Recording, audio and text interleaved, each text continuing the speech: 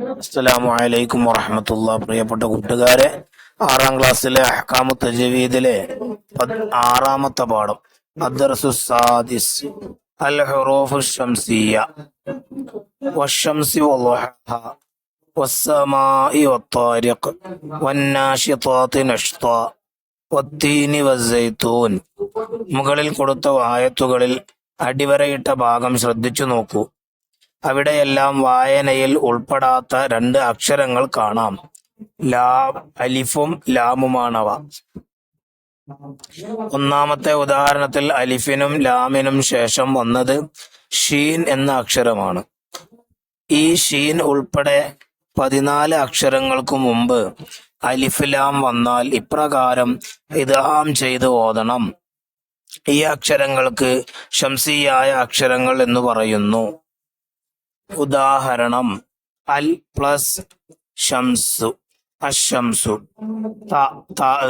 വത്തീനി, ദാല് സാ മിനസ്സമറാത്തി, ദാല് ഫിദ്ദുന്യ, ദാല് വദ്ദാരിയാത്ത്, റാ അർറഹ്മാൻ, Sai വസ്സൈത്തൂൻ, scene വസ്സമായി, Sheen വസ്ശംസ്, സ്വാദ് വസ്വൈഫ്, വാദ് വല്ളുഹ, ത്വാ വത്താരിഖ്, ലാ വല്ലാഹിർ, ത്വാ വത്താരിഖ്, ലാമ് അൽ ലത്തീഫ്, നൂന് വന്നാസിആത്ത്.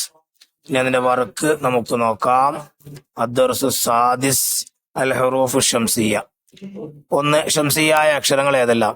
താ, സാ, ദാല്, ദാല്, റാ, സായി, സീന്, ഷീന്, സ്വാദ്, ലാദ്, ത്വാ, ലാ, ലാമ്, നൂന്.